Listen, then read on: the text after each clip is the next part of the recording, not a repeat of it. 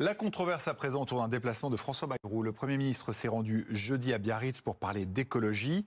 Le problème, c'est qu'il y est allé en avion. Pour un discours de moins d'une demi-heure. Vraiment pas terrible quand on pense à l'empreinte carbone, ce qui lui vaut évidemment pas mal de critiques. Aurore Malval, vous nous avez rejoint sur ce plateau.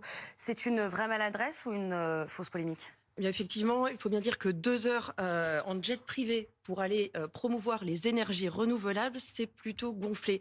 Et ses opposants, que ce soit d'ailleurs au RN ou à la France Insoumise, n'ont pas loupé cette contradiction. Alors, effectivement, on va rappeler un aller-retour en Falcon 900, le jet de la République. C'est jusqu'à 14 fois plus de CO2 qu'un vol en avion de ligne et 50 fois plus qu'un bon vieux trajet en train.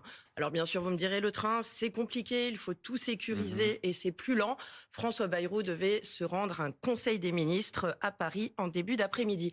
Mais le problème, c'est que c'est pas la première fois qu'il nous fait le coup, François Bayrou.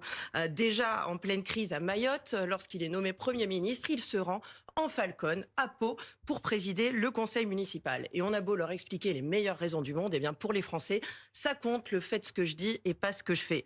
Alors on nous dira que le Premier ministre est très attaché à sa terre, que pour François Bayrou, c'est très important les racines. Enfin, pour l'instant, ce qu'on voit, c'est surtout les ailes et qui coûtent cher.